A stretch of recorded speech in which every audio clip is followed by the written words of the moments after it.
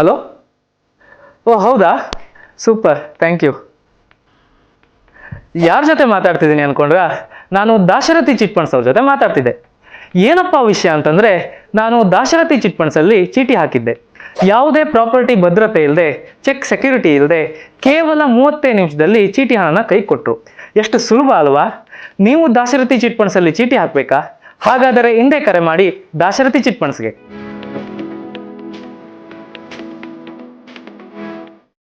ನಮಾಮಿ ಶಂಕರ ಸದಾಶಿವಸಮಾರಂಭಂ ಶಂಕರಾಚಾರ್ಯ ಮಧ್ಯಮಾಂ ಅಸ್ಮದಾಚಾರ್ಯ ಪರ್ಯಂತಂ ವಂದೇ ಗುರು ಪರಂಪರಾಂ. ಶ್ರುತಿ ಸ್ಮೃತಿ ಪುರಾಣಾನಾಂ ಆಲಯಂ ಕರುಣಾಲಯಂ ನಮಾಮಿ ಭಗವತ್ಪಾದಂ ಶಂಕರಂ ಲೋಕಶಂಕರಂ. ನಾಡಿನ ಸಮಸ್ತ ವೀಕ್ಷಕ ಬಂಧುಗಳ ಪಾದಾರವಿಂದಗಳಿಗೆ ನನ್ನ ಶಿರಸ ಅಷ್ಟಾಂಗ ನಮಸ್ಕಾರಗಳು. ಎಲ್ಲರಿಗೂ ಶುಭೋದಯ. ಮಾತೃದೇವೋ ಭವ. ಬನ್ನಿ ಇವತ್ತಿನ ಪಂಚಾಂಗ ಫಲ ನೋಡೋಣ. 7ನೇ ತಾರೀಕು ನವೆಂಬರ್ 2025 ಶುಕ್ರವಾರ. ಶ್ರೀ ವಿಶ್ವಾವಸುನಾಮ ಸಂವತ್ಸರೆ, ದಕ್ಷಿಣಾಯನೆ, ಶರದ್ ಋತು, ಕಾರ್ತೀಕ ಮಾಸೆ, ಕೃಷ್ಣ ಪಕ್ಷದ ದ್ವಿತೀಯ ತಿಥಿ, ಕೃತಿಕಾ ನಕ್ಷತ್ರ. ರೋಹಿಣಿ ಮತ್ತೆ 6:50 ನಂತರ ಆರಂಭ ಆಗತಕ್ಕಂಥದ್ದು. ವಾರ್ಯಾನ್ ಯೋಗ, ಗರಜಕರಣ ಇವತ್ತಿನ ಪಂಚಾಂಗ ಫಲ. ನಾನು ನಿನ್ನೆ ಸಂಚಿಕೆಯಲ್ಲಿ ಹೇಳಿದ್ದೆ, ಇವತ್ತೊಂದು ಮೂದೇವಿ ಅಂತ ಬೈತಿರ್ತಾರೆ. ಖಂಡಿತ ಅದು ತಪ್ಪಲ್ಲ, ತುಂಬಾ ಜನಕ್ಕೆ ಗೊತ್ತಿಲ್ಲ. ಮೂದೇವಿ ಕಣು ಅನ್ನತಕ್ಕಂಥ ಅರ್ಥದಲ್ಲಿ ಮಾತಾಡ್ತಾರೆ. ಖಂಡಿತ ಮೂದೇವಿ ಅಂತ ಹೇಳಿದ ತಕ್ಷಣ ಖುಷಿ ಪಡಿ. ನೀವು ಮೂರ್ತ ದೇವಿ, ದೊಡ್ಡ ದೇವಿ, ನೀವು ಶ್ರೀದೇವಿ. ಅದು ಲಕ್ಷ್ಮಿಗೆ ಮೊದಲು ಬಂದಂಥ ತಾಯಿ. ಅದು ಇವತ್ತಿಗೂ ತಮಿಳುನಾಡಿನ ಕೆಲವು ಆಲಯಗಳಲ್ಲಿ ವಿಶೇಷವಾಗಿ ಈ ದೇವಿಗೆ ಮೊದಲ ಪೂಜೆ ಮಾಡ್ತಾರೆ. ಮೊದಲಿಂದಲೂ ಸ್ವಲ್ಪ ಗುಂಡಕ್ಕೆ ಬುಜ್ಜಿಯಾಗಿರ್ತಕ್ಕಂಥ ವಿಗ್ರಹ, ಒಂದು ಹೊಟ್ಟೆ ಗುಂಡಕ್ಕಿದೆ. ಅಂದ್ರೆ ಎಲ್ಲಿ ಲಕ್ಷ್ಮಿ ನೆಲೆಸಿರುತ್ತಾಳೋ, ಎಲ್ಲಿ ತೃಪ್ತಿ ಇರುತ್ತದೋ, ಗುಂಡಕ್ಕೆ ಆರೋಗ್ಯವಂತರಾಗಿ. ನೀವು ನೋಡಿ, ಕೆಲವು ಶ್ರೀಮಂತರನ್ನ ಮೋಟಾಬಾಯಿ ಅಂತಾರೆ. ಲಕ್ಷ್ಮಿ ಅಲ್ಲಿಗೆ ಕಾಲು ಮುರ್ಕೊಂಡು ಬಿದ್ದಿದೆ. ಮೂರ್ತ ದೇವಿ ಅದೇನಾಗ್ಬಿಡ್ತು ಅಂದ್ರೆ, ಮೂರ್ತ ದೇವಿ ಅನ್ನೋದನ್ನ ಕರಿತಾ ಪ್ರೊನೌನ್ಸಿಯೇಷನ್ ಅಲ್ಲಿ ಕೆಲವೊಂದು ಮಾರ್ಪಾಟುಗಳು ಮಾಡಿಕೊಂಡು ಈ ಗುಂಡಕ್ಕಿರೋರನ್ನ ಮೂದೇವಿ ಅನ್ಲಿಕ್ಕೆ ಶುರು ಮಾಡಿಬಿಟ್ರು. ಏನೋ ಮಾಡಲ್ಲ, ಸೋಮಾರಿ ಅಲ್ಲ, ಹಾಗಲ್ಲವೇ ಅಲ್ಲ. ಎಲ್ಲ ಆನಂದ ಇರುತ್ತೋ ಗೊತ್ತಾಗ್ಬಿಡುತ್ತೆ. ಆ ಮನೆ ಮಹಾಲಕ್ಷ್ಮಿ ನೋಡಪ್ಪ, ಇವತ್ತೇನಾಗ್ಬಿಟ್ಟಿದೆ, 0 ಸೈಜು ಅನ್ನೋದೊಂದು ಬಂದ್ಬಿಟ್ಟಿದೆ. ಖಂಡನೂ ಇಲ್ಲ, ಪಿಂಡನೂ ಇಲ್ಲ, ಏನೂ ಇಲ್ಲ, ಹಂಗೆ ಮಾಡಿಟ್ಕೊಬಿಟ್ಟಿದ್ದಾರೆ ದೇಹ. ಡಯಾಬಿಟಿಸ್ ಬಂದ್ಬಿಡುತ್ತೆ, ಥೈರಾಯ್ಡ್ ಬಂದ್ಬಿಡುತ್ತೆ. ಚೆನ್ನಾಗಿ ಕೆಲಸ ಮಾಡೋರ್ಗೆ ನಾವು, ನಮ್ಮ ಮನೆಯಲ್ಲಿ ಯಾವಾಗ ವಾಷಿಂಗ್ ಮೆಷಿನ್ ಬಂತೋ, ಮೊದಲನೇದಾಗಿ ಈ ಮಿಕ್ಸಿ ಗ್ರೈಂಡರ್ಗಳು ಯಾವಾಗ ಬಂತೋ, ಮನೆ ಕ್ಲೀನ್ ಮಾಡೋ ಆ ಒಂದು ಡ್ರೈ ಕ್ಲೀನರ್ ಮೆಷಿನ್ಗಳು ಬಂತೋ, ಕಸ ಎತ್ತೋ ಮೆಷಿನ್ಗಳು ಬಂತೋ, ನೆಲ ಒರೆಸೋ ಮೆಷಿನ್ಗಳು ಬಂತೋ, ಹೋಯ್ತು. ದೋಸೆ ರುಬ್ಬು ಅಂತ ಹಿಟ್ಟಿನ ಕಲ್ಲು ಹೋಗ್ಬಿಟ್ಟು ಪ್ರತಿ ಮನೆಯಲ್ಲೂ, ಅಡಿಗೆ ಮನೆಯಲ್ಲಿ ಒಂದು ಒರಳು ಕಲ್ಲಿಟ್ಟಿರೋರು. ಇವತ್ತು ಯಾರ ಮನೇಲಿ ಇದೆ ನೋಡೋಣ. ಯಾರ ಮನೇಲಿ ದೋಸೆ ಇಟ್ಟು ರುಬ್ತಾರೆ, ಇಡ್ಲಿ ರುಬ್ತಾರೆ, ಮನೇಲೇ ನೆನೆಸಿ ಅಂತ ನೋಡಿ. ಹೋಗ್ರಿ, ಬೇರೆ ಕೆಲಸ ಇಲ್ಲ ಅನ್ನತಕ್ಕಂಥದ್ದು. ಅದು ಇನ್ನು ಆರೋಗ್ಯ ಎಲ್ಲಿರುತ್ತೆ ಯೋಚನೆ ಮಾಡಿ ನೋಡಿ. ಯಾವ ಹೆಣ್ಣಿಗೂ PCOS ಸಮಸ್ಯೆನೇ ಇರಲಿಲ್ಲ. ಅಚ್ಚುಕಟ್ಟಾಗಿ ಕೆಳಗಡೆ ಕುಳಿತುಕೊಂಡು ಬಟ್ಟೆ ಒಗೆಯೋರು, ವಾಷಿಂಗ್ ಮೆಷಿನ್ ಇರಲಿಲ್ಲ. ನೀಟಾಗಿ ಆ ಬಿಂದಿಗೆ ನಿಂಗೆ ಇಟ್ಕೊಂಡು ಬಾವಿಗಳಿಗೆ ಹೋಗಿ ನೀರು ತಗೊಂಡು ಬರೋರು. ಆ ಸೊಂಟ ಅನ್ನತಕ್ಕಂಥದ್ದು ನೀಟಾಗಿ ಅಚ್ಚುಕಟ್ಟಾಗಿ ಆ ಬ್ಯಾಲೆನ್ಸು ಇವತ್ತು ಯಾರಾದ್ರೂ ಹೆಣ್ಮಕ್ಳು ಕೊಟ್ಟು ನೋಡಿ ಮಾಡಿದವ್ರು ನಾವೇ. ಪಾಪ ತಾಯಂದ್ರನ್ನ ಅವ್ರಿಗೆ ಕಷ್ಟ ಆಗುತ್ತೆ, ಇನ್ನೊಂದಾಗುತ್ತೆ ಅಂತ ನಾವು ಮಾಡಿಬಿಟ್ವಿ. ಇವತ್ತು ಅವ್ರ ಆರೋಗ್ಯನ ಕೆಡಿಸಿ ಅವ್ರೇನ್ ಮಾಡ್ತಿದ್ದಾರೆ, ಇದು ತಿಂದ್ರೆ ಹೆಚ್ಚು, ಇದು ತಿಂದ್ರೆ ಕಡಿಮೆ ಆಗ್ತಾ ಪಾಪ ಇನ್ನಷ್ಟು ಕೃಷಿ ಆಗ್ತಿದ್ರೆ ದೇಹದಲ್ಲಿ ಶಕ್ತಿನೇ ಇಲ್ಲ. 30ಕ್ಕೆಲ್ಲ ಒಳ್ಳೆ 60 ತರ ಆಗ್ಬಿಟ್ಟಿದ್ದಾರೆ. ಇನ್ನು 60 ಪಾಡಂತೂ ಕೇಳಲೇಬೇಡಿ. ಯಾರನ್ನು ಕೇಳಿದ್ರು ಮಂಡಿ ನೋವು, ಸೊಂಟ ನೋವು, ಥೈರಾಯ್ಡು, PCOS, PCOD, ಅಕಾಲಿಕ ಒಂದು ಏನೇನೋ ಆಗ್ಬಿಟ್ಟಿದೆ. ಯಾವಾಗ ವಾಷಿಂಗ್ ಮೆಷಿನ್, ಮೊದಲು ವಾಷಿಂಗ್ ಮೆಷಿನ್ ತೆಗ್ದಿಡ್ಬೇಕು ಮಕ್ಕಳೇ. ನಮ್ಮ ಬಟ್ಟೆ ನಾವು ಕೈಯಲ್ಲೇ ಒಗಿತಕ್ಕಂಥದ್ದೊಂದು ನಾವು ಈಸಿ ಮಾಡ್ಕೊಂಡಷ್ಟು ಅನಾರೋಗ್ಯ ತಂದಿಟ್ಕೊಬಿಟ್ಟಿದ್ದೇವೆ. ಒಂದು ಪುಟ್ಟ ಒರಳ್ಕಲ್ ತಂದಿಟ್ಬಿಟ್ಟು ನೀಟಾಗಿ ರುಬ್ಬೋದಕ್ಕೆ ಒಂದು ನೀವು ಮಾಡಿ ನೋಡಿ. ನಮ್ಮ ತೋಟಕ್ಕೆ ಹೋಗ್ಬಿಟ್ರೆ ಅಲ್ಲೇ ಅಷ್ಟು ಗಟ್ಟಾಗಿ ಹಿಂಗೆ ಹರಿದು ಅದ್ರ ರುಚಿನೇ ಬೇರೆ. ನೀವು ನಂಬಲ್ಲ, ಒಂದು 10 ಜನ ಹೋಗ್ತೀವಿ ನಮ್ಮ ತೋಟಕ್ಕೆ, ಇಲ್ಲ 5 ಜನ ಆದರೂ ಹೋಗ್ತೀವಿ. ನಾನು, ನನ್ನ ಮನೆಯವರು ಧರ್ಮಪತ್ನಿ, ನನ್ನ ಸ್ನೇಹಿತ ಆತನ ಧರ್ಮಪತ್ನಿ, ಇನ್ನೊಬ್ಬ ಸ್ನೇಹಿತ ಅವ್ರ ಧರ್ಮಪತ್ನಿ, ಮಕ್ಕಳು ಎಲ್ಲ ಒಂದು 4-5 ಜನ, ಎಲ್ಲ ಒಂದು 10-12 ಜನ. ನೀವು ನಂಬಲ್ಲ, ತಿಂಗಳಿಗೆ ನಮ್ಗೆ ಖರ್ಚಾಗೋದು ಎಷ್ಟು ಗೊತ್ತರ? ಮ್ಯಾಕ್ಸಿಮಮ್ ತಿಂಗಳಿಗೆ 5,000 ರೂಪಾಯಿ. ಅಲ್ಲೇ ತರಕಾರಿ ಸಿಕ್ತು, ಅಲ್ಲೇ ಟೊಮ್ಯಾಟೊ ಸಿಕ್ತು, ಅಲ್ಲೇ ಆಲೂಗಡ್ಡೆ ಸಿಕ್ತು, ಅಲ್ಲೇ ಹುಣಸೆ ಮರದ ಹುಣಸೆ ಹಣ್ಣು ಸಿಕ್ತು, ನುಗ್ಗೆ ಸೊಪ್ಪು ಸಿಕ್ತು, ಪಾಲಕ್ ಸೊಪ್ಪು ಸಿಕ್ತು, ದಂಟಿನ ಸೊಪ್ಪು ಸಿಕ್ತು, ಮೆಣಸಿನ್ಕಾಯಿ ಸಿಕ್ತು, ಬೆಂಡೆಕಾಯಿ ಸಿಕ್ತು. ಅದ್ರ ಆನಂದವೇ ಬೇರೆ. ತಗೊಂಡು ಅಲ್ಲೇ ಹಾಕಿ ಅಲ್ಲೇ ಒಂದು ಮುದ್ದೆ ತೊಳಸಿ ಬಿಸಿ ಬಿಸಿಯಾಗಿ ಅಲ್ಲೇ ಹಾಕಿ ಭತ್ತ ಕುಟ್ಟಿ ಆ ಕೆಂಪಕ್ಕಿಯನ್ನ ನೀಟಾಗಿ ಕ್ಲೀನ್ ಮಾಡಿಕೊಂಡು, ಅಲ್ಲಿ ಪಾಲಿಶ್ ಇಲ್ಲ, ಏನೂ ಇಲ್ಲ, ಗಟ್ಟಾಗಿ ಹಾಕಿ ರುಚಿ. ಓಹೋ, ಏನ್ ಹೆಲ್ತಿಯಾಗಿ ಬರ್ತೇವೆ ಅದ್ರ ನಿಜವಾಗ್ಲು. ಆ 1 ವಾರ 3 ದಿನ ಇದ್ರೂ ಕೂಡ 1 ವಾರದಷ್ಟು ಬೂಸ್ಟ್.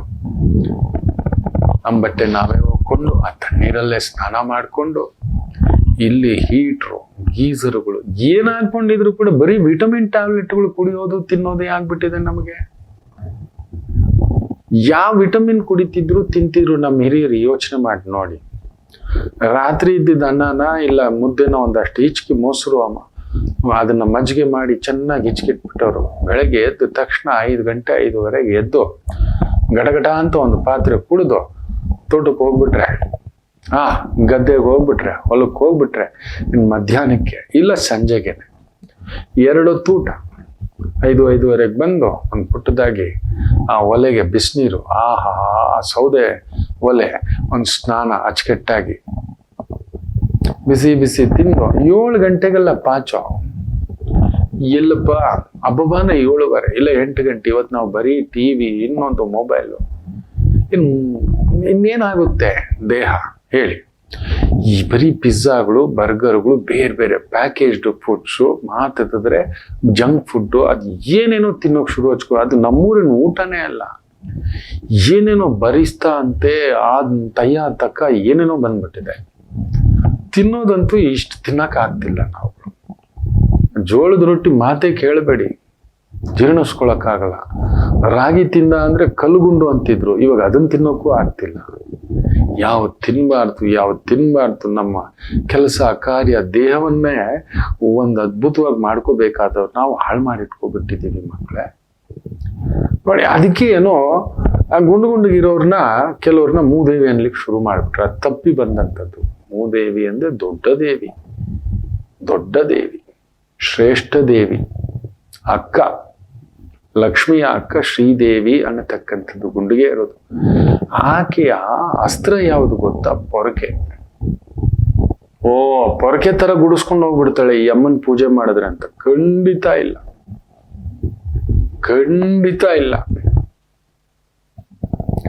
ಪೊರಕೆ ಇಟ್ಟಿರೋದೇನು ಗೊತ್ತಾ? ಎಲ್ಲಿ ಶುದ್ಧಿ ಇರುತ್ತದೋ ನಾನು ಅಲ್ಲಿ ಇರ್ತೇನೆ ಅಂತ. ಎಲ್ಲಿ ಅಶುದ್ಧಿ ಇಟ್ಕೋತಿರೋ ನಾನಿರುವುದಿಲ್ಲ. ದೊಡ್ಡ ದೇವಿ ಎಲ್ಲಿರ್ತಾಳೆ? ಬಿಗುವಾಗಿ ಎದ್ದೋಗ್ತಾಳೆ, ಅಷ್ಟೇ. ಒದ್ದು ಹೋಗ್ತಾಳೆ ಅಷ್ಟೇ ಆಗುದು. ಎಲ್ಲಿ ಶುದ್ಧಿ ಇಟ್ಕೊಂಡಿದ್ದೀವಿ ಮಕ್ಕಳೇ? ದೇಹ ಶುದ್ಧಿ ಇಟ್ಕೊಂಡಿಲ್ಲ, ಬುದ್ಧಿ ಶುದ್ಧಿ ಇಟ್ಕೊಂಡಿಲ್ಲ, ಮನಸ್ಸು ಶುದ್ಧಿ ಇಟ್ಕೊಂಡಿಲ್ಲ. ನಮ್ಮ ಭಾವಗಳು ಇನ್ನೇನಾಗುತ್ತೆ ಯೋಚನೆ ಮಾಡಿ ನೋಡಿ ಮಕ್ಕಳೇ. ಇನ್ನೆಲ್ಲೋ ತೊಯ್ದಾಟ, ತೊಳಲಾಟ, ಒದ್ದಾಟ, ನಾಗಾಲೋಟ. ಬೆಳಿಗ್ಗೆ ಎದ್ವಿ, ಅದು ಏನೋ ಒಂದು ಬಟನ್ ಸ್ವಿಚ್ ಒತ್ತು, ತಗೋ. ಮನೆ ನೀವು ಎಷ್ಟೋ ಜನರು ಬೆಡ್ರೂಮ್ ನೋಡ್ಬಿಟ್ರೆ ಆನಂದ ಅನ್ಸ್ಬಿಡುತ್ತೆ. ಅದಕ್ಕೆ ಇವತ್ತು ಆತ್ಮಹತ್ಯೆಗಳು ಜಾಸ್ತಿ ಆಗ್ಬಿಟ್ಟಿದೆ. ಬರೀ ನೀವು ನೋಡಿ, ನಾವು ಕೇಳೇ ಇಲ್ಲ. ಹುಚ್ಚ ಆಸ್ಪತ್ರೆ ಅನ್ನೋದು ಒಂದೇ ಒಂದು ಕೇಳಿದ್ವಿ, ನಿಮಾನ್ಸು. ಇವತ್ತು ಪ್ರತಿ ಸ್ಕೂಲು, ಪ್ರತಿ ಕಾರ್ಪೊರೇಟ್ ಕಂಪ್ನಿಗಳಲ್ಲಿ ಒಂದು ಸೈಕಾಲಜಿಸ್ಟ್ ಇರ್ತಾರೆ, ಮಾನಸಿಕ ತಜ್ಞರು. ಹಂಗಾಗ್ಬಿಟ್ಟಿದೆ ನಮಗೆ. ಇರ್ಲೇಬೇಕು. ನಾವಾಗ ಮಾಡಿ ಇಟ್ಕೊಬಿಟ್ಟಿದ್ದೇವೆ ನಮ್ಮ ಒತ್ತಡದ ಜೀವನ ಶೈಲಿಯನ್ನ. ಮನಸ್ಸೇ ಕ್ಲೀನ್ ಇಟ್ಕೊಂಡಿಲ್ಲ. ಭಯಗಳು, ನಾಳೆಗೇನು, ಕಾರಿದ್ರೆ ಚಂದ, ಮನೆ ಇದ್ರೇನೆ ಚಂದ, ಸ್ಟೇಟಸ್ ಇದ್ರೇನೆ ಚಂದ. ಮೊನ್ನೆ ಒಬ್ಬ ಪಬ್ಲಿಕೇಶನರ್ ಮದುವೆಗೆ ಅವ್ರ ತಂದೆ ಅದು ಎಷ್ಟು ಒದ್ದಾಡಿದ್ರೋ 6 ವರ್ಷ 7 ವರ್ಷದ ಹಿಂದುಗಡೆ ನೋಡ್ಕೊಂಡು, ಇನ್ನೇನ್ ಮಾಡೋದು, ಯಾವುದೋ ಒಂದು ಸಂಬಂಧ, ಸ್ಟೇಟಸ್ ಚೆನ್ನಾಗಿದೆ. ಅದಕ್ಕೆ ಹೇಳ್ತಿರ್ತಾನೆ, ಅಂದವಾಗಿರುವವರೆಲ್ಲ ಆನಂದವಾಗಿರುವುದಿಲ್ಲ. ಶುದ್ಧ ದುರಾದೃಷ್ಟ ದೇವಿಯನ್ನು ಮದುವೆ ಆಗ್ಬಿಟ್ಟಿದ್ದಾನೆ. ಆಕೆ ಕೇಳೋದೇನ್ ಗೊತ್ತಾ, ಮಾತಾಡಿದ್ರೆ ಯಾವ ಫಾರಿನ್ ಟ್ರಿಪ್ ಕರ್ಕೊಂಡು ಹೋಗ್ತೀಯ ನನ್ನ, ಮೊದಲು ಕೇಳ್ತಿರೋದು ಅದೇ. ಎಷ್ಟು ಒಡವೆ ಕೊಡಿಸ್ದೆ, ಯಾವ ಕಾರ್ ಕೊಡಿಸ್ದೆ, ಬೆಂಗಳೂರಿನಲ್ಲಿ ಇದು ಎಲ್ಲಿ ಗೊತ್ತಾ, ಸದಾಶಿವ ನಗರದಲ್ಲಿ 80/100 ಅಲ್ಲಿ ನನಗೆ ಮನೆ ಇರಬೇಕು. ಆಕೆ ಕೇಳ್ತಿರೋದು. ಶಿವ ಅಟ್ಲೀಸ್ಟ್ 80/50 ತಗೊಳಕಾದ್ರೂ ಆಗುತ್ತಾ? ಸದಾಶಿವ ನಗರದಲ್ಲಿ ಒಂದು ಮನೆ ಇದು ಬಿಟ್ರೆ ನೀವು one of the richest person in Bangalore. ನೆನ್ಪಿಟ್ಕೊಳ್ಳಿ, ಕರ್ನಾಟಕಕ್ಕೆ ರಿಚ್ ಪರ್ಸನ್ ನೀವು. ಟಾಪ್ 10 ರಿಚೆಸ್ಟ್ ಪೀಪಲ್ಗಳೆಲ್ಲ ಅಲ್ಲೇ ಇರೋದು ಸದಾಶಿವ ನಗರ. ಸಾಮಾನ್ಯರು ಅಲ್ಲಿ 50,000 to 60,000 ರೂಪಾಯಿ ಅಡಿ ಓಡುತ್ತೆ. ಸರಿ, ನಾವು ಎಷ್ಟಕ್ಕಿದ್ದೇವೆ? ನಾವು ನಮ್ಮ ಗಂಡನ ಹತ್ರ, ಹೆಂಡತಿ ಹತ್ರ ಅಷ್ಟು ಬಯಸ್ತೇವಲ್ವಾ? ನಮ್ ತಾಕತ್ತೇನು? ತುಂಬಾ ಒಳ್ಳೆ ಹುಡುಗ. ನಾನು ನರಕ ನೋಡ್ಬಿಟ್ಟಿದ್ದೇನೆ ಗುರುಗಳೇ. ಅಪ್ಪಾಜಿ ತೀರ್ಕೊಂಡು 11 ದಿನ ಬಂದ್ಬಿಟ್ಟಿದ್ದಾನೆ. ನಿಜವಾಗ್ಲೂ ಅವ್ರ ತಂದೆ ನೋಡ್ಬೇಕು, ಒನ್ ಆಫ್ ದ ತುಂಬಾ ದೊಡ್ಡ ಪಬ್ಲಿಕೇಶನರ್. ಸುಮಾರು ಒಂದು 50 ವರ್ಷ ಕಟ್ಟಿರೋ ಸಾಮ್ರಾಜ್ಯ. ಫ್ಯಾಕ್ಟ್ರಿ ಎಲ್ಲ ಬಿಟ್ಟು ಹೋದ್ರು ಕೂಡ ಮಗ ಅಪ್ಪನಿಗೋಸ್ಕರ ಅದು ಹೆಸರು ಉಳಿಸ್ಕೋಬೇಕು ಅಂತ ಹೇಳಿ ಆರಂಭ ಮಾಡಿದಂತ ಹುಡುಗ. ನೋಡ್ತಿದ್ರೆ ಹಾಗೇ ನೋಡ್ತಿದ್ದಾನೆ. ಹೇಗಿದ್ದಿದ್ ಗುಂಡಕ್ಕೆ ಹೆಂಗಿದ್ದವನು ಈಗ ಆಗ್ಬಿಟ್ಟಿದ್ದಾನೆ. ಮನೆಗೂ ಭಯ ಆಗುತ್ತೆ ಗುರುಗಳೇ. ನೋಡಿ, ಮೂರ್ತ ದೇವಿ ಅಂದಿದ್ದು ಮೂದೇವಿ ಆಗ್ಬಿಟ್ಟಿದೆ ಇಲ್ಲಿ. ಯಾರು ಮನೆಗೆ ಶುಭ ಮುಹೂರ್ತವನ್ನ ತರಬೇಕು, ದುಡ್ಡಿನಿಂದೆ, ಅಧಿಕಾರದ, ನೀನ್ ಹೇಗಾದ್ರೂ ಸಂಪಾದಿಸೋ, ನನಗೆ ಬಂಗಾರ ತಂದುಕೊಡು, ಡೈಮಂಡ್ ನೆಕ್ಲೆಸ್ ತಂದುಕೊಡು, ಈ ಕಾರ್ ಬೇಕು, ಈ ಸ್ಟೇಟಸ್ ಬೇಕು. ಆ ವಯಸ್ಸಾದ ಅಜ್ಜ ಕುರುಗಿ ಸ್ಟ್ರೋಕ್, ಹಾರ್ಟ್ ಅಟ್ಯಾಕ್ ಆಗಿ ಹೋಗ್ಬಿಟ್ಟಿದ್ದಾರೆ. ಇಂಥವರನ್ನು ಮೂದೇವಿ ಅನ್ಬೇಕು. ನಿಜ ಹೇಳ್ಬೇಕು ಅಂದ್ರೆ ಪೊರಕೆ ತಗೊಂಡು ಗುಡಿಸ್ದಾಗೆ, ಎಲ್ಲಿ ಶುದ್ಧವಿಲ್ಲವೋ ಮನಸ್ಸು ಅಲ್ಲಿ ಮೂದೇವಿ ಬರುತ್ತಾಳೆ. ಎಲ್ಲಿ ಶುದ್ಧ ಇರುತ್ತದೋ ಅಲ್ಲಿ ಮೂರ್ತ ದೇವಿ ಬರುತ್ತಾಳೆ. ಇನ್ನು ಆಕೆಯ ವಾಹನ ಯಾವುದು ಗೊತ್ತಾ? ಕಾಗೆ. ಯಾವ ದೇವತೆಗಳಿಗೂ ಇಲ್ಲದಂತ ವಾಹನವನ್ನ ಮೂರ್ತ ದೇವಿ ಬಳಸ್ತಿದ್ದಾಳೆ. ಕಾಗೆ ಅಂದ್ರೆ ಏನ್ ಗೊತ್ತಾ? ಎಗೇನ್ ತುಂಬಾ ನಿಮ್ಗೆ ಯಾರಿಗೂ ಗೊತ್ತಿಲ್ಲ, ಹಂಚೋ ಬುದ್ಧಿ. ನೀವು ನಂಬ್ತೀರಾ?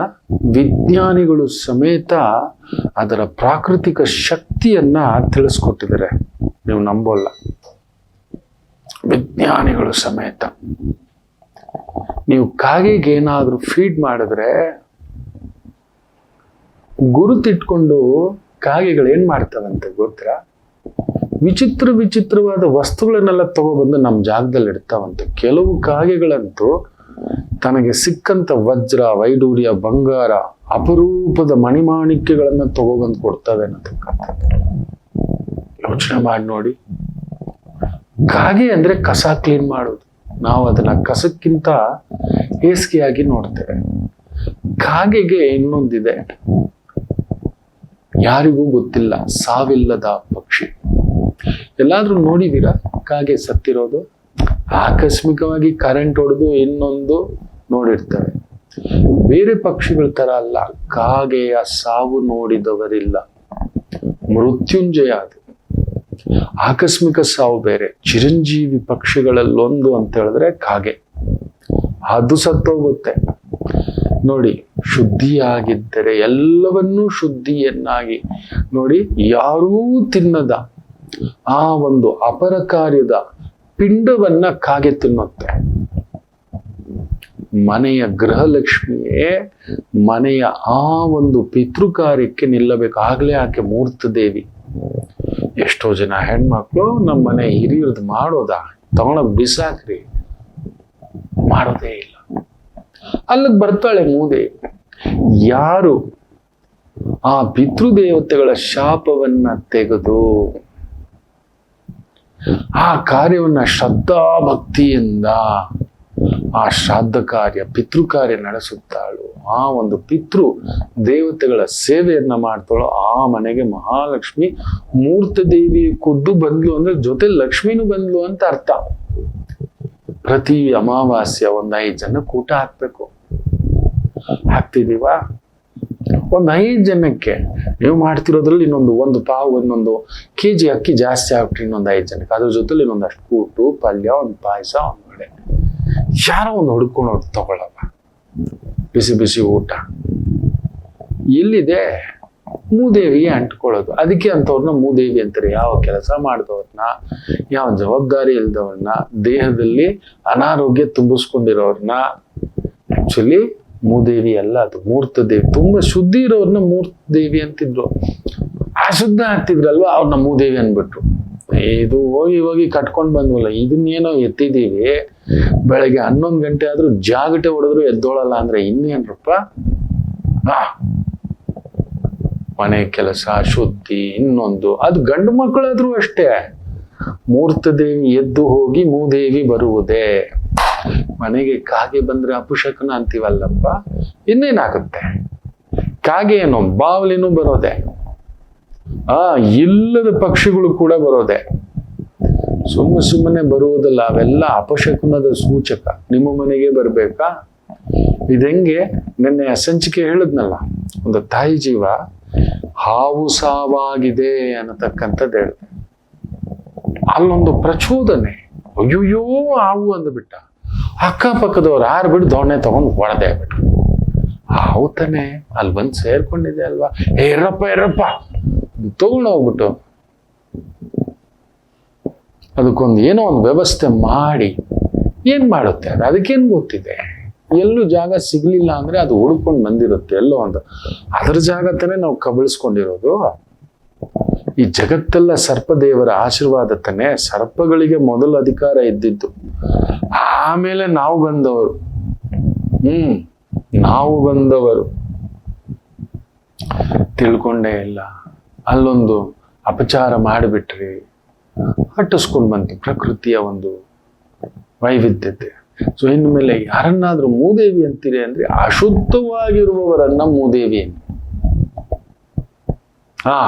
ಅಶುದ್ಧ ಏನಕ್ಕೂ ಪ್ರಯೋಜನ ಇಲ್ಲ. ಇಂಥ ಒಂದು ಶುದ್ಧಿ ಇರ್ಬೋದು, ಮನೆಯ ಜವಾಬ್ದಾರಿ ಇರ್ಬೋದು, ಅಮ್ಮನಾಗಿ, ಅಕ್ಕನಾಗಿ, ಅತ್ತಿಗೆಯಾಗಿ, ಸ್ನೇಹಿತೆಯಾಗಿ, ಗೆಳತಿಯಾಗಿ, ಅಮ್ಮಮ್ಮನಾಗಿ, ಧರ್ಮಪತ್ನಿಯಾಗಿ, ಸಂಗಾತಿಯಾಗಿ, ಸಾಕ್ಷಾತ್ ಜಗನ್ಮಾತ ಸ್ವರೂಪವಾಗಿರ್ತಕ್ಕಂಥ ಯಾವ ಸ್ತ್ರೀಯನ್ನು ಮೂದೇವಿ ಅನ್ಲಿಕ್ಕೆ ಹೋಗ್ಬೇಡಿ. ಬರುತ್ತೆ, ಪರಕೆ ಹೊಡಿಸ್ಕೊಂಡು ಹೋದಾಗ ಹೋಗುತ್ತೆ ಅಷ್ಟೆ, ಉಳಿಸ್ಕೊಂಡು ಹೋಗುತ್ತೆ. ಯಾವ ಮನೆಯಲ್ಲಿ ಅಪಚಾರ ನಡೆಯುತ್ತದೋ ಒಂದು ಸ್ತ್ರೀಗೆ, ನಗ್ನಗ್ತಾ ಇರೋ ಒಂದು ಸ್ತ್ರೀ ಆ ಮನೆಯಲ್ಲಿ, ಅದಕ್ಕೆ ಹೇಳ್ತಿರ್ತಾನೆ ಹೆಣ್ಮಕ್ಳು ಅಳಬಾರದು. ಮೂದೇವಿನೇ ಬರೋದು. ಆ ಮಗು ಅಳ್ತಿದ್ದಾಳೆ ಅಂದ್ರೆ ಅಂತ ಪ್ರಸಂಗ ಏನು? ಅಂತ ಒಂದು ಮೋಸ ಏನ್ ಮಾಡಿದಾಳಪ್ಪ ನಮ್ಮ ಮನೆ ಮಗಳು. ಯಾರು ಸೂತ್ ಕತ್ಕೊಂಡ್ ಬಂದಿದ್ದಾಳೆ. ಕೆಲವ್ರು ಇರ್ತಾರೆ ಇಂಥವ್ರು ಬಂದು ಸೇರ್ಕೋತಾರೆ. ಇದಾರೆ ಇಂಥ ಮೂದೇವಿಗಳಿದ್ದಾರೆ, ಶೂರ್ಪನಖಿಯರಿದ್ದಾರೆ, ಇದ್ದಾರೆ. ಎಲ್ರೂ ಅಲ್ಲ. ಗಮನಿಸಿ ನೋಡಿ, ನಮ್ಮ ಮನೆ ಹೆಣ್ಮಕ್ಳು ಏನ್ ಕೇಳ್ತಾರೆ? ಅಬ್ಬಬ್ಬ ಅಂದ್ರೆ ಒಂದ್ ಸೀರೆ, ಅಬ್ಬಬ್ಬ ಅಂದ್ರೆ ಒಂದ್ ಜೊತೆ ಬಳೆ, ಅಬ್ಬಬ್ಬ ಅಂದ್ರೆ ಒಂದ್ ವಾರಕ್ಕೊಮ್ಮೆನೋ 15 ದಿನಕ್ಕೊಮ್ಮೆನೋ ಹೊರಗಡೆ ಹೋಗೋ ಒಂದು ಪಾನಿಪುರಿ ಚಾಟ್. ಅಷ್ಟೇ ಅಲ್ವಪ್ಪ ನಮ್ಮ ಕನ್ನಡದ ತಾಯಂದ್ರು. ಇನ್ನೇನ್ ಕೇಳಿದಾರೆ? ಯಾವ್ದಾದ್ರು ಕನ್ನಡದ ತಾಯಿಯನ್ನ ತೋರಿಸ್ ನೋಡಿ. ಯಾರಾದ್ರೂ ಬೇಜಾರೇ ಮಾಡ್ಕೋಬೇಡಿ. ಇವತ್ತು ಬೆಂಗಳೂರಲ್ಲಿ ಎಷ್ಟೋ ಪಬ್ಬು ಕ್ಲಬ್ಗಳು ನಾಯಿ ಕೊಡೆಗಳ ತರ ಆಗ್ಬಿಟ್ಟಿದ್ದಾವೆ. ನೀವು ಹೋಗಿ ನೋಡಿ. ಅವ್ರು ನಾನು ಹೋಗಿದ್ದೆ ಅಂತ ಹೇಳ್ಬೇಡಿ ಆಯ್ತಾ. ಹೇಳ್ದವ್ನು ಕೇಳ್ತಿರ್ತಾನೆ, ಜಾತಕಗಳು ಹೇಳುತ್ತೆ, ಆನಂದೋ ಬ್ರಹ್ಮ ನಿಮ್ಮವರು ಪ್ರತಿ ವೀಕೆಂಡ್ ಹೋಗ್ಬೇಕು, ಅಯ್ಯೋ ನನ್ನ ಹೆಂಡತಿಗೆ ಅಂತ ಹೇಳ್ತಿರ್ತಾನೆ.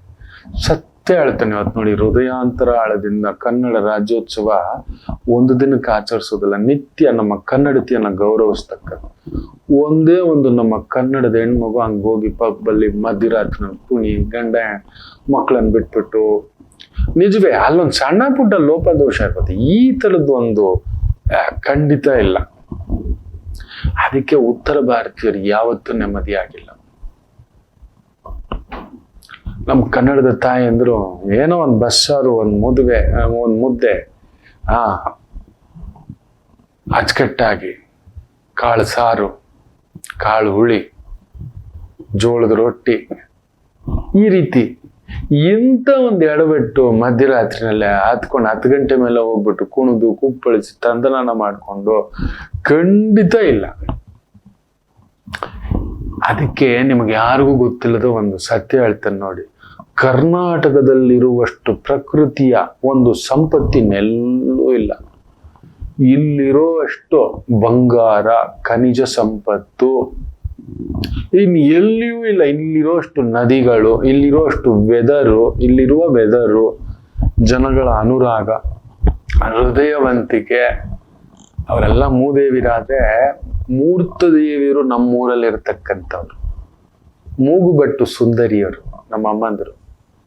ಆಸೆ ಇದೆ ಅವರಿಗೆ ಖಂಡಿತ, ಇನ್ನೊಬ್ರು ಬದುಕಿತ್ತು ದುರಾಸೆ ಖಂಡಿತ ಇಲ್ಲ. ಆಸೆ ಇದೆ, ಚೆನ್ನಾಗಿರ್ಬೇಕು, ಹಿಂಗೆ ಇರ್ಬೇಕು, ಹಿಂಗೆ ಬೆಳಿಬೇಕು, ಇನ್ನೊಬ್ರು ಬದುಕು ಕಸಿದು ನನ್ನ ಕನ್ನಡಮ್ಮಂದ್ರು ಬದುಕಿದ್ ನಾನು ಇದುವರೆಗೂ ಈ 30-35 ವರ್ಷಗಳ ಪಯಣದಲ್ಲಿ ನಾನು ನೋಡೇ ಇಲ್ಲ, ಕೇಳೂ ಇಲ್ಲ, ಇಲ್ಲವೇ ಇಲ್ಲ. ಇನ್ನಿದ್ದಾರೆ ಆ ಊರಿನವ್ರು, ಮೇಲ್ನೂರಿನವ್ರು ಇದ್ದಾರೆ, ನಮ್ಮೂರಿನವರಿಲ್ಲ. ಅದರಲ್ಲಂತೂ ನಮ್ಮ ಭಾರತೀಯ ಸ್ತ್ರೀಯರಲ್ಲಿ 70% ಇಲ್ಲವೇ ಇಲ್ಲ.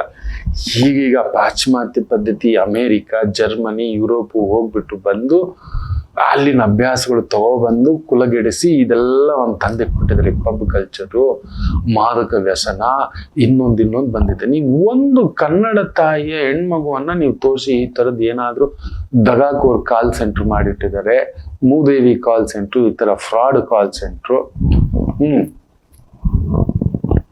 ಇಲ್ಲ, ಅಪರೂಪ. ಇಷ್ಟೇ ಹೇಳಬಲ್ಲೆ.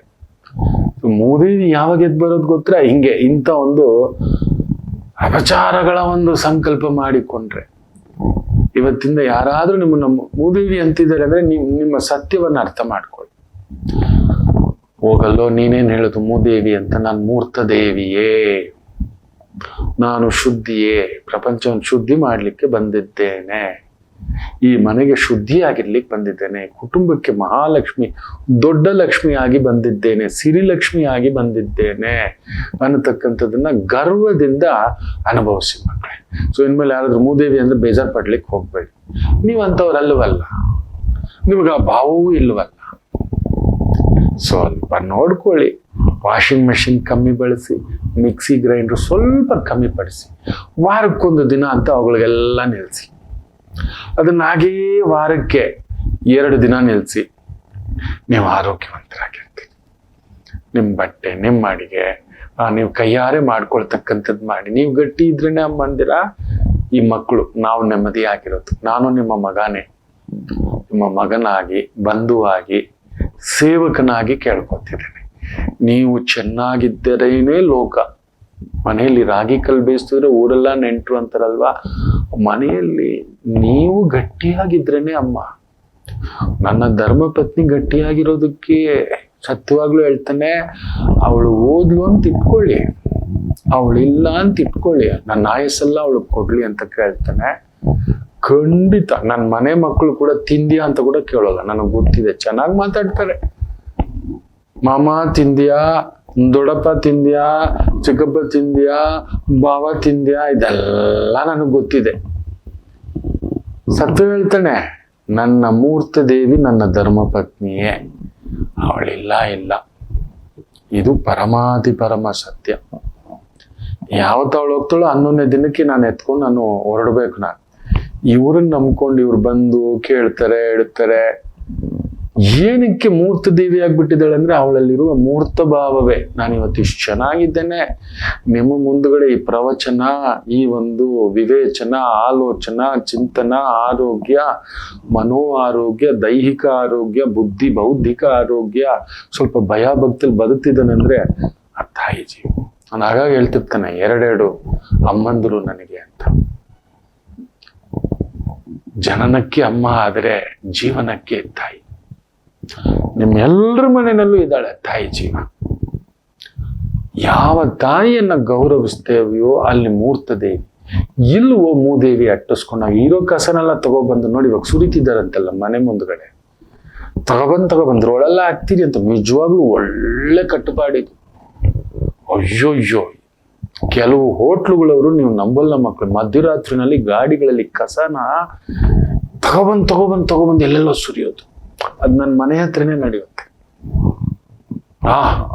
ಅಲ್ಲೊಂದು ದೇವಸ್ಥಾನ ಐತೆ, ಒಂದು ಕಾರ್ನರ್ ಪ್ಲೇಸ್ ಇತ್ತು, ಕೇಳಬೇಡಿ, ಗಬ್ಬನಾಥ.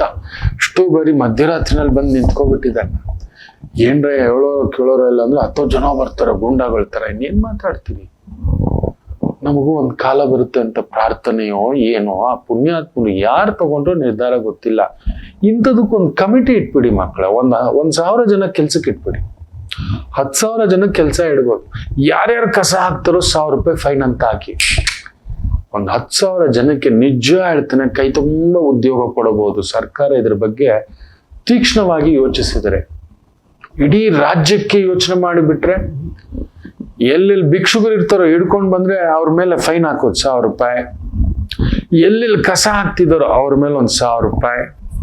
ಹಾಗೆ ಎಲ್ಲೆಲ್ಲೆಲ್ಲ ಹೊಂಡಗಳಿದಾವೆ ಅದ್ರದ್ದು ಫೋಟೋ ತೆಗೆದು ಕಳಿಸೋರ್ಗೆ 1,000 ರೂಪಾಯಿ. ಈ ಥರದ್ದು ಗೌರ್ಮೆಂಟ್ ತಗೊಳ್ಳಿ. ಕಡಿಮೆ ಅಂದ್ರೂ 1 ಲಕ್ಷ ಉದ್ಯೋಗ ಸೃಷ್ಟಿ ಮಾಡ್ಬೋದು. ಕಡಿಮೆ ಅಂದ್ರೂ 1,000 ಕೋಟಿ ಕಲೆಕ್ಷನ್ ಪ್ರತಿ ತಿಂಗಳು ಮಾಡ್ಬೋದು. ಅವ್ರಿಗೆ ಸಂಬಳನು, ಸರ್ಕಾರಕ್ಕೆ ಆದಾಯವು. ಎಷ್ಟು ಕೊಡ್ತೀರಿ? 100 ಕೋಟಿ ಸಂಬಳ ಕೊಡ್ತೀರಾ ಅಷ್ಟೇ. ಇನ್ನು 900 ಕೋಟಿ ನಿಮ್ಗೆ ಬಂದು ಬೀಳುತ್ತೆ. ಕಡಿಮೆ ಅಂದರು ನೋಡಿ, ಯೋಚನೆ ಮಾಡಿ. ಸರ್ಕಾರವೇ ಮೂದೇವಿ ಸರ್ಕಾರ ಆಗ್ಬೇಕಾ, ಮೂರ್ತ ದೇವಿ ಸರ್ಕಾರವಾಗಬೇಕಾ? ಯೋಚನೆ ಮಾಡಿ ನೋಡಿ. ಏನ್ ಮಾಡೋದು? ನಾವು ಮೂದೇವಿಗಳಾಗ್ಬಿಟ್ಟಿದ್ದೇವೆ ಸ್ವಾಮಿ, ಓಟ್ ಹಾಕಿದ ತಪ್ಪಿಗೆ.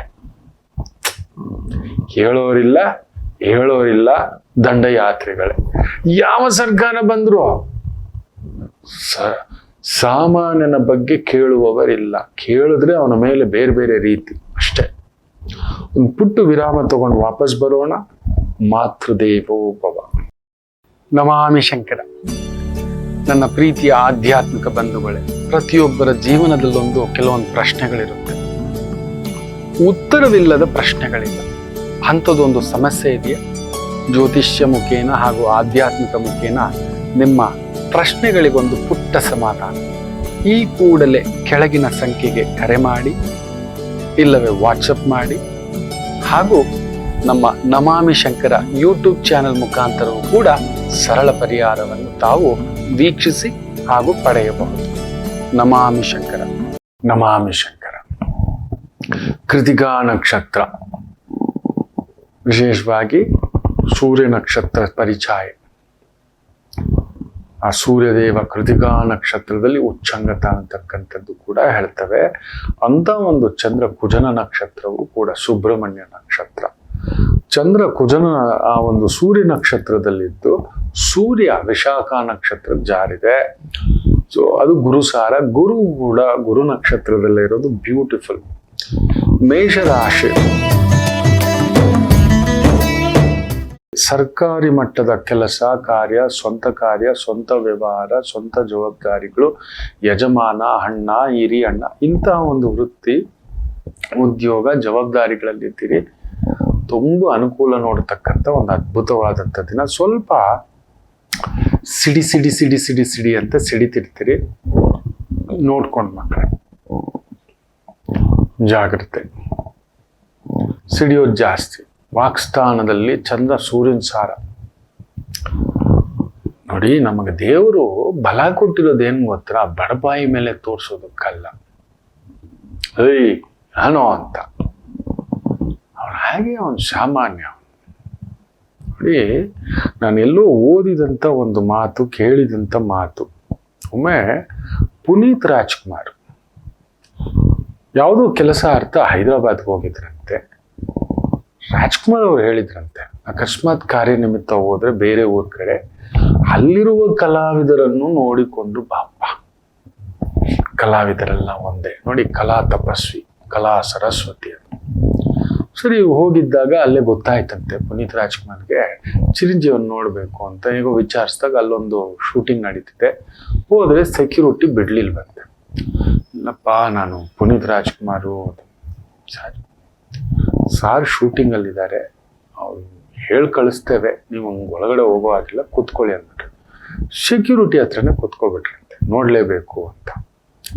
1-2 ಅವರ್ ಆಗಿದೆ, ಯಾರೋ ಬಂದವರು ಆಕ್ಟರ್ ಗೊತ್ತಾಗಿದೆ, ಹೋಗಿ ಚಿರಂಜೀವಿ ಅವ್ರಿಗೆ ಹೇಳಿದ್ದು, ಓಡೋಡಿ ಬಂದ್ರಂತೆ. ಬಂದವರು ಸೆಕ್ಯೂರಿಟಿನೇನು ಅನ್ಲಿಲ್ವಂತೆ. ಪುನೀತ್ ರಾಜ್ಕುಮಾರ್ನ ಮಾತಾಡಿಸಿ ವಿಚಾರಿಸಿ ಅಲ್ಲೊಂದಾಗಿ ಪುನೀತ್ ರಾಜ್ಕುಮಾರ್ ಬೆಂಗಳೂರು ಬಂದ ಮೇಲೆ ತಂದೆಗೆ ಹೇಳಿದ್ರಂತೆ, ಹಿಂಗಾಯ್ತು ಅಂತ. ದೊಡ್ಡ ಮನುಷ್ಯರೆಲ್ಲ ಹಾಗೇನಪ್ಪ ಅಂತ ಹೇಳಿದ್ರಂತೆ. ಪುನೀತ್ ಅವ್ರಿಗೂ ಕೂಡ ಆಶ್ಚರ್ಯ ಆಯ್ತಂತೆ. ಅಲ್ಲಪ್ಪ, ಚಿರಂಜೀವಿಯವರು ಸೆಕ್ಯೂರಿಟಿ ಅವ್ರನ್ನ ಏನು ಅನ್ಲಿಲ್ಲಪ್ಪ ಅಂತ. ಅದಕ್ಕೆಪ್ಪ ದೊಡ್ಡವರು ಅನ್ನೋದು. ಅವನ ಕೆಲಸ ಮಾಡಿದ್ದಾನೆ, ಅವನಿಗೇನು ಗೊತ್ತು, ನೀನ್ ರಾಜ್ಕುಮಾರ್ ಮಗ ಅಂತ. ಅವನಿಗೇನು ವಾಚ್ಮೆನ್, ಯಾರು ಬಂದ್ರು ಬಿಡಬಾರ್ದು, ಹೊಸಬರು, ಗೊತ್ತಿಲ್ದಿರೋರು, ಕೆಲ್ಸಕ್ಕೆ ಬರೋರು ಮಾತ್ರ ಒಳಗಡೆ ಬಿಡಬೇಕು ಅಂತ. ಬಿಟ್ಟಿಲ್ಲ. ಚಿರಂಜೀವಿಯವ್ರಿಗೆ ಗೊತ್ತಾಯ್ತು, ಬಂದ್ರು. ನೋಡ, ಅವ್ರಿಗೆ ಗೊತ್ತು ಆತನ ಕೆಲಸ ಆತ ಮಾಡ್ತಿದ್ದಾನಂತ. ಆತನ ಒಂದು ಮಾತು ಅನ್ಲಿಲ್ಲ. ಇವನ್ ಮಾತಾಡಿಸ್ತು, ಕಳ್ಸಿದ್ರು. ಇಬ್ಬರು ಅವರವರ ಪಾತ್ರ ನಿರ್ವಹಿಸಿದ್ದಾರೆ ಅಂತ. ಅದನ್ನೇ ಅರ್ಥ ಮಾಡ್ಕೊಂಡು ನೋಡಿ, ದೊಡ್ಡವರ ಆಲೋಚನೆ, ಅಲ್ಲೊಂದು ರಾಜ್ಕುಮಾರ್ ಆಲೋಚನೆ ಹೇಗಿತ್ತು, ಹಾಗೆ ಪುನೀತ್ ರಾಜ್ಕುಮಾರ್ ಆಲೋಚನೆ ಹೇಗಿತ್ತು, ಚಿರಂಜೀವಿ ಆಲೋಚನೆ. ಪುನೀತ್ ರಾಜ್ಕುಮಾರ್ ಕೂಡ ಎಗಿರ್ಲಿಲ್ಲ ಅಂತೆ. ನಾನು ಯಾರು ಗೊತ್ತಾ, ಗಾನಗಂಧರ್ವ, ದಂತಕತೆ, ಪದ್ಮಭೂಷಣ, ಡಾಕ್ಟರ್ ರಾಜ್ಕುಮಾರ್ ಮಗ, ಅಲ್ಲಿಂದ ಬಂದಿದ್ದೇನೆ, ಏನೂ ಹೇಳಿಲ್ಲ. ಸಾಮಾನ್ಯ ನಾನು ಬಂದಿದ್ದೇನೆ ಪುನೀತ್ ರಾಜ್ಕುಮಾರ್ ಅಂತ ಹೇಳಿ ಹೋಗಿ ನೋಡ್ಬೇಕು ಮಾಡಿ. ದೊಡ್ಡವರೆಲ್ಲ ಹಾಗೆ ಮಕ್ಕಳು. ಚಿರಂಜೀವಿಯು ನೋಡಿ, ಏನೋ ಪುನೀತ್ ರಾಜ್ಕುಮಾರ್ ಒಳಗಡೆ ಬಿಡಕ್ಕಾಗಲ್ವಾ, ಹಾಗೆ ಹೇಗೆ ಅಂತ ಅವ್ರಿಗೂ ಹೇಳಿಲ್ಲ. ಅವನ ಕರ್ತವ್ಯವನ್ನು ಮಾಡಿದ್ದಾನೆ ಅಷ್ಟೇ ಅವ್ರು ಅನ್ಕೊಳ್ಳಿ. ಈ ಮೂವರಲ್ಲೂ ನೋಡಿ, ಆ ಮೂವರಲ್ಲೂ ಆ ದೊಡ್ಡತನ ಅಂದ್ರೆ ಆಯಾಯ ಪಾತ್ರವನ್ನ ಹೇಗೆ ಪೋಷಿಸ್ಬೇಕು ಅಂತ ಅವ್ರಿಗೆ ಗೊತ್ತು. ಎಲ್ಲಾ ದೊಡ್ಡವರು ಅದೇ ಮಾಡೋದಾದ್ರೆ ಅಲ್ಪವಿದ್ಯಾ ಮಹಾಗರ್ವಿ ಅನ್ನೋ ತರ ಅಲ್ಪಶಕ್ತಿ ಮಹಾಗರ್ವಿ. ಇಷ್ಟು ಶಕ್ತಿಗೆ ನಾವ್ ಯಾರು ಅಂತ ಎಗರು ಬಿಡ್ತೇವೆ, ಸಿಡಿದು ಬಿಡ್ತೇವೆ. ಯಾರ ಮೇಲಾದ್ರೂ ಜಾಗ್ರತೆ ಜಾಗ್ರತೆ, ಅದು ನಿಲ್ಲಲ್ಲ. ತುಂಬ ದಿನಗಳಲ್ಲ, ಯಾರಾದರೂ ಅಂತ್ಯವಾಗತಕ್ಕಂಥದ್ದೇ. ಈ ದೈವ ನಮಗೊಂದು ಅಣ್ಣನಾಗಿ, ಹಿರಿಯಣ್ಣನಾಗಿ, ಯಜಮಾನನಾಗಿ, ಅಧಿಕಾರಿಯಾಗಿ, ದೊಡ್ಡಣ್ಣನಾಗಿ, ನಮಗೊಂದು ವಿದ್ಯೆಯ ಸರಸ್ವತಿಯ ಅನುಗ್ರಹವೋ ಇಲ್ಲ, ಪಾರ್ವತೀ ದೇವಿಯ ಅನುಗ್ರಹದಿಂದ ಶಕ್ತಿಯೋ, ಲಕ್ಷ್ಮೀ ದೇವಿಯ ಅನುಗ್ರಹದಿಂದ ಲಕ್ಷ್ಮೀ ಪ್ರಾಪ್ತಿಯೋ ಇದ್ದಷ್ಟು ನಾವು ತಗ್ಗಬೇಕು. ಏನ್ ಮಾಡೋಣ ಮಕ್ಕಳ, ಕೆಲವರು ಆ ಥರ ಮಾಡ್ತಾರೆ. ಸ್ವಲ್ಪ ಮೇಷರಾಶಿ ಅದೊಂದು ಜಾಗ್ರತೆ, ಸಾಮಾನ್ಯರ ಮೇಲೆ ಉದ್ದಕ್ಕೆ ಹೋಗ್ಬಿಡ್ತೀರಿ. ಹುಷಾರ್. ವೃಷಭ ರಾಶಿ, ಚಂದ್ರ ಸೂರ್ಯನ ಸಾರದಲ್ಲಿದ್ದು, ಸೂರ್ಯ ಗುರು ಸಾರ.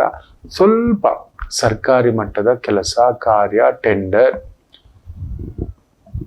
ಆ ಥರದ ಒಂದು ವ್ಯವಹಾರಗಳಲ್ಲಿರೋರಿಗೆ ಸ್ವಲ್ಪ ಹಣಕಾಸು ಚಿಕ್ಕುಗಳು. ಈ ಲಾಯರು, ಜಡ್ಜು, ಹಿರಿಯ ಅಧಿಕಾರಿಗಳಿಗೆ ಸ್ವಲ್ಪ ಒತ್ತಡದ ಛಾಯೆ, ಮಿಕ್ಕಂತೇನು ತೊಂದರೆಗಳಿಲ್ಲ. ಮಿಥುನ ರಾಶಿ, ಚಂದ್ರ 12ನೇ ಮನೇಲಿ ಮಲಗಿದಾನೆ ಸೂರ್ಯನ ಸಾರದಲ್ಲಿ. ಸೂರ್ಯ ಪಂಚಮದಲ್ಲಿ ಗುರು ಸಾರದಲ್ಲಿದ್ದಾನೆ. That is a beautiful thing. ಗುರು ನಿಮಗೆ ಬಾಧಕ. ತುಂಬಾ ಜಾಸ್ತಿ ಅಡ್ವೈಸ್ ಮಾಡ್ಲಿಕ್ಕೆ ಹೋಗ್ಬಾರ್ದು, ಜಾಸ್ತಿ ಹೆಲ್ಪ್ ಮಾಡ್ಲಿಕ್ಕೂ ಹೋಗ್ಬಾರ್ದು. ಮೇಲೆ ಬಿದ್ದು ಹೋಗಬಾರ್ದು. ಅವರ ಕೇಳೋವರೆಗೂ. ನಮ್ಮ ಕಡೆ ನಮ್ಮ ಗುರುಗಳು ಒಂದು ಮಾತು ಹೇಳೋರು, ಅಮ್ಮ ಅಡಗದ್ದಿ ಮುದ್ದ పెట్టదు ಅಂತ. ಅಮ್ಮ ಕೂಡ ಕೇಳದೆಯೇ ಅನ್ನವಿಡುವುದಿಲ್ಲ. ಅಮ್ಮ ನಂಗೆ ಶಿವಮ್ಮ ಅಂದ್ರೇನೆ ಅಂತೆ ಅಮ್ಮ ಅನ್ನ ಇಡೋದು. ಹೇಳದೆ ಸುಮ್ಮನಿದ್ರೆ ಅಮ್ಮನೂ ಸುಮ್ಮನೆ ಇರ್ತಾಳಂತೆ. ನೀವು ಸ್ವಲ್ಪ ಮಿಥುನ್ ರಾಶಿ ಹೊತ್ತು ಮೇಲ್ಬಿದ್ದು ಒಳ್ಳೆತನಕ್ಕೆ ಹೋಗಿ ಕೈ ಸುಟ್ಕೋತೀರಿ, ಸಹಾಯಕ್ಕೆ ಹೋಗಿ ಸ್ವಲ್ಪ ಎಚ್ಚರಿಕೆ. ಇನ್ನು ಕರ್ಕಾಟಕ ರಾಶಿ, ಚಂದ್ರ ಲಾಭದಲ್ಲಿ, ಸೂರ್ಯನ ಸಾರ, ಏಕಾದಶ ಸ್ಥಾನ, ಅದು ಶುಭ ಗ್ರಹಗಳಿದ್ರೆ ಮಹಾಶುಭ, ಅಸುರ ಗ್ರಹಗಳಿದ್ರೆ ಮಹಾ ಪ್ರಣವ ಶಕ್ತಿ. ಸೊ ಎರಡರ ಭಾವವೂ ನೋಡತಕ್ಕಂಥ ದಿನ ಇವತ್ತು. ಶಕ್ತಿ, ಬಲ, ವಿದ್ಯೆ, ನಿಮ್ಮ ವಿದ್ಯೆಗೆ ತಕ್ಕಂಥ ಒಂದು ಉದ್ಯೋಗಕ್ಕೆ ತಕ್ಕಂಥ ಒಂದು ಪರಿಶ್ರಮಕ್ಕೆ ತಕ್ಕಂಥ ಸ್ಥಾನಕ್ಕೆ ತಕ್ಕಂಥ ಗೌರವಕ್ಕೆ ತಕ್ಕಂಥ ಸಂಭಾವನೆ ನೋಡತಕ್ಕಂಥ ಅದ್ಭುತವಾದಂಥ ಒಂದು ದಿನ ಕರ್ಕಾಟಕ ರಾಶಿ. ಇನ್ನು ವಿಶೇಷವಾಗಿ ಸಿಂಹರಾಶಿ, ಚಂದ್ರ, ಸೂರ್ಯನ ಸಾರ, ಸೂರ್ಯ ಗುರುಸಾರ, ಧಾರ್ಮಿಕ ಕೆಲಸಗಳು, ಜುಡಿಷಿಯಲ್ ಸಿಸ್ಟಮ್ಸ್, ವೈದಿಕ ವೃತ್ತಿಗಳು, ಟೀಚರ್, ಡಾಕ್ಟರ್, ಗೈಡೆನ್ಸ್, ಈ ರೀತಿಯ ವೃತ್ತಿ ಉದ್ಯೋಗ ತೊಡಗಿಸ್ಕೊಂಡಿರ್ತಕ್ಕಂಥವ್ರಿಗೆ ತುಂಬ ಅನುಕೂಲ ನೋಡತಕ್ಕಂಥ ದಿನ. ಇನ್ನು ಕನ್ಯಾ ರಾಶಿ,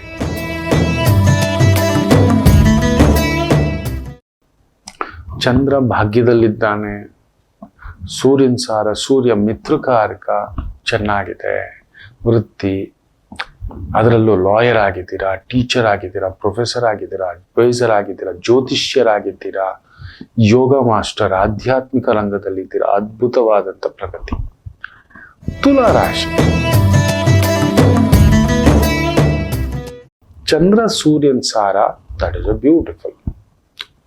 ಲಾಭಾಧಿಪತಿಯ ಪ್ರಭಾವದಲ್ಲಿರುವುದರಿಂದ ಸ್ವಂತ ಕಾರ್ಯ, ಸ್ವಂತ ವ್ಯಾಪಾರ, ಸ್ವಂತ ಒಂದು ಹಣ್ಣು, ಜ್ಯೂಸು, ಅಲಂಕಾರ, ವೃತ್ತಿ, ಮೇಕಪ್, ನಿಮಗೆ ಗೊತ್ತಿರೋಷ್ಟು ನಿಮ್ಮ ಶಕ್ತಿ.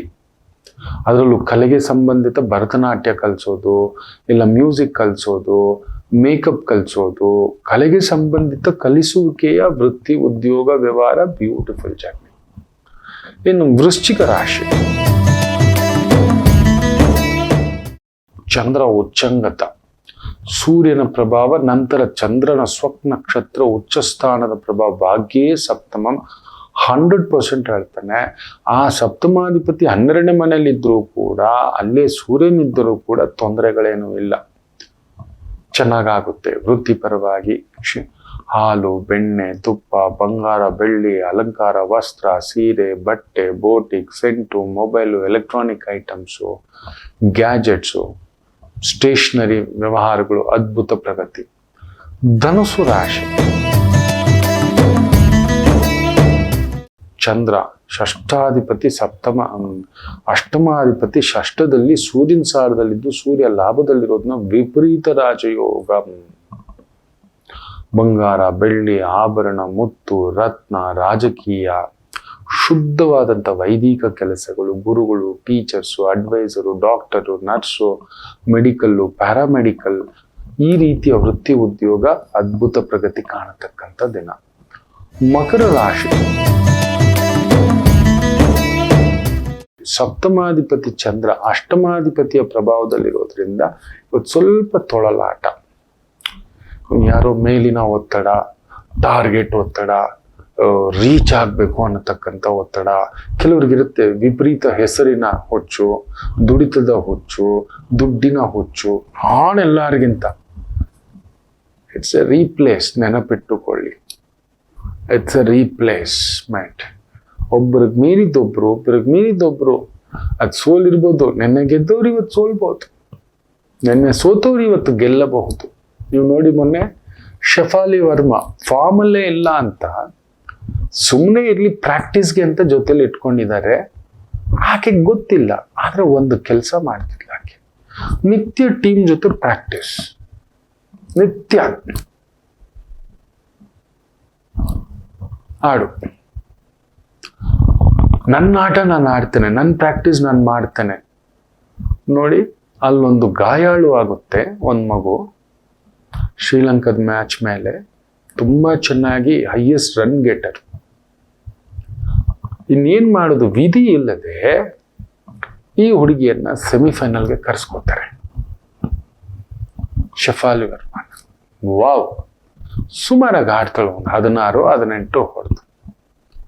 ಫೈನಲ್ ಅಲ್ಲಿ ನೀವು ಆಟ ನೋಡಿದ್ರಿ, ಆ ಮಗು 87 ರನ್ನು.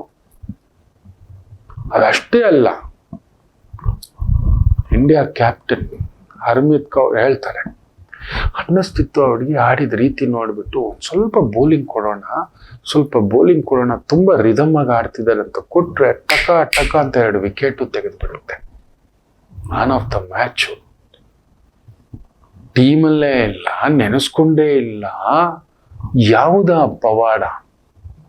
ಆಕೆನೇ ಹೇಳ್ತಾಳೆ, ಇದು ನನ್ನದಲ್ಲ, ದೈವ ಪ್ರಯತ್ನ, ದೈವ ನಡೆಸಿದೆ. ನನ್ನ ಪ್ರಾಕ್ಟೀಸ್ ನಾನು ಮಾಡ್ತಿದ್ದೆ, ಅಷ್ಟೇ ಮಾಡಿ. ಪ್ರಾಕ್ಟೀಸ್ ನಾವು ಮಾಡ್ತಾ ಹೋಗ್ಬೇಕಷ್ಟೇ. ಬೇರೆ ಲಾಭ ನಷ್ಟ ಅದೆಲ್ಲ ಬಿಟ್ಟು ಭಗವಂತನ ಮೇಲೆ ನಂಬಿಕೆ ಇಟ್ಟು ಮುಂದಕ್ಕೆ ಹೆಜ್ಜೆ ಇಡಿ. ಖಂಡಿತ ಎಲ್ರಿಗೂ ಒಳ್ಳೇದು, ಮುಖ್ಯವಾಗಿ ಮಕರ ರಾಶಿಗೆ ಬ್ಯೂಟಿಫುಲ್. ಇನ್ನು ಕುಂಭ ರಾಶಿ, ಸುಖದಲ್ಲಿ ಚಂದ್ರ, ಅಷ್ಟೇ ಸುಖಂ, ಕಷ್ಟಪಟ್ಟಿದ್ದೀರಿ, ಇವತ್ತು ಅದರ ಸುಖವನ್ನ ನೋಡ್ತೀರಿ. ಚೆನ್ನಾಗಿದೆ. ಈ ಬರವಣಿಗೆ, ಲೇಖನ, judicial system, lawyer, public prosecutor, ಈ ಗುಪ್ತಚರ ಇಲಾಖೆ, ಟೈಪಿಸ್ಟು, ಕಂಪನಿ ಸೆಕ್ರೆಟರಿ, ಆಮೇಲೆ ಚಾರ್ಟರ್ಡ್ ಅಕೌಂಟೆಂಟ್, ಫೈನಾನ್ಷಿಯಲ್ ಮ್ಯಾನೇಜ್ಮೆಂಟ್, ಇಂತಹವುಗಳಲ್ಲಿ ಎಕ್ಸ್ಪೋರ್ಟ್, ಇಂಪೋರ್ಟ್, ಕೆಮಿಕಲ್, ಮೆಡಿಸಿನ್ಸ್, ಇವುಗಳಿಗೆ ಸಂಬಂಧಪಟ್ಟಂತ ವೃತ್ತಿ ಉದ್ಯೋಗ ಅದ್ಭುತ ಅನುಕೂಲ. ಇನ್ನು ಮೀನ ರಾಶಿ, ವಿಶೇಷವಾಗಿ ಚಂದ್ರ 3ನೇ ಮನೆ, ಧೈರ್ಯ ಸ್ಥಾನ, ಪೂರ್ವ ಪುಣ್ಯ ಸ್ಥಾನಾಧಿಪತಿ, ತಡೆಯೋರೇ ಇಲ್ಲ. ತುಂಬಾ ಚೆನ್ನಾಗಿದೆ. ವೃತ್ತಿ, ಉದ್ಯೋಗ, ಹೈನುಗಾರಿಕೆ, ಹಾಲು, ಬೆಣ್ಣೆ, ತುಪ್ಪ, ಊಟ, ರಾಜಕೀಯ, ಪಬ್ಲಿಕೇಶನ್, ಸ್ಟೇಷನರಿ, ಪುಸ್ತಕ ಭಂಡಾರ, ಲೈಬ್ರರಿ ನಡೆಸ್ತಿದ್ದೀರಿ, ಟೀಚರ್ ಆಗಿದ್ದೀರಿ, ಅಡ್ವೈಸರ್ ಆಗಿದ್ದೀರಿ, ಫೈನಾನ್ಷಿಯಲ್ ಅಡ್ವೈಸರ್ ಆಗಿದ್ದೀರಿ, ಅದ್ಭುತ. ನಿಮ್ಮಿಂದ ಇವತ್ತು 4 ಜನಕ್ಕೆ ಅನ್ನ ಇಡೋ ದಾರಿ ತೋರಿಸುವ ಸಂಕಲ್ಪ ಶಕ್ತಿಯು ದೈವ ಕೊಟ್ಟಿದ್ದಾನೆ. ಧರ್ಮ ಕಾರ್ಯಂ, ಸೂರ್ಯ ಅಷ್ಟಮದಲ್ಲಿ ಗುರುಸಾರದಲ್ಲಿದ್ದಾನೆ. ಸೊ ನಿಮ್ಮಿಂದ ಒಂದು ದಾನ ಕಾರ್ಯ, ಧರ್ಮ ಕಾರ್ಯ, ವಿಪರೀತ ಅಪಾತ್ರ ದಾನ ಮಾಡಬೇಡಿ, ಅದೊಂದು ನೋಡ್ಕೊಳ್ಳಿ ಅಷ್ಟೇ. ಎಲ್ಲರಿಗೂ ಒಳ್ಳೆಯದಾಗಲಿ. ಮಾತೃದೇವೋ ಭವ.